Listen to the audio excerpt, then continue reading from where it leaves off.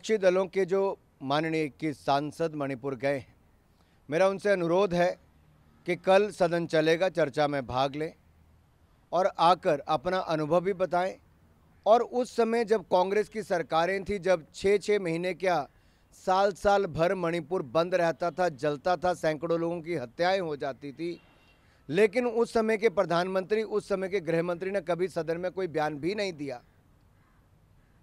तो इनको तो लंबा अनुभव उस समय का है जब इनकी सरकारें थी, और ये कोई कदम भी नहीं उठाते थे, ना ही ये कोई बयान देते थे।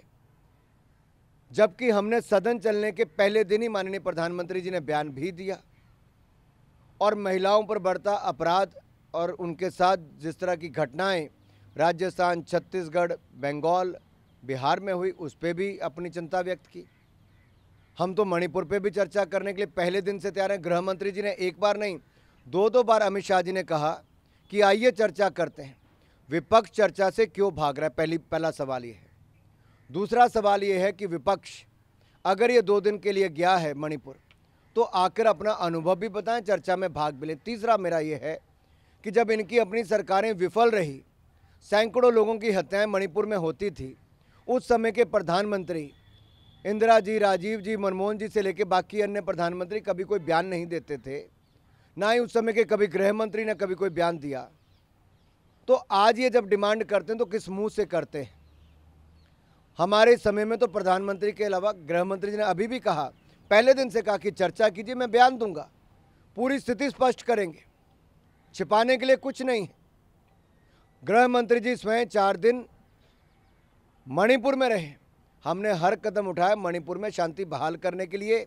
विपक्ष अशांति फैलाने का काम ना करे, विपक्ष चर्चा में रहने के लिए भ्रम और भय न फैलाए, विपक्ष चर्चा में भाग ले, ना कि राजनीति करे। अधीर रंजन चौधरी कह रहे हैं कि प्रधानमंत्री और वहां की सरकार, दोनों सरकारें आंख मूंदी है मणिपुर को लेकर। अधीर रंजन चौधरी जी, अपनी आंखें आप कृपया करके बंगाल की ओर भी थोड़ी खोलिए।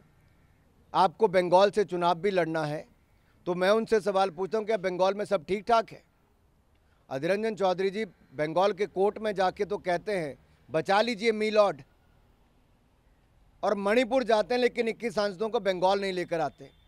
क्या कांग्रेस को लगता है बंगाल में सब ठीक है? क्या कम्युनिस्ट पार्टी को लगता है बंगाल में सब ठीक है? अरे बंगाल में जो घटा वो अपने आप में सबको शर्मसार करता है, लेकिन इन 21 सांसदों के पास इतना समय नहीं था कि वो कुछ घंटे बंगाल में बिताते और वहाँ की महिलाओं की आप बीती भी सुनते। सदन चलेगा? सदन तो चल ही रहा है, बिल भी पास हो रहे हैं, चर्चा भी हो रही है। मेरा निवेदन विपक्ष के सांसदों से आए, चर्चा में भाग लें और वो अपनी बात कहें और सच सुनने का थोड़ा हिम्मत भी रखें। नमस्कार, मैं हूं मानक गुप्ता।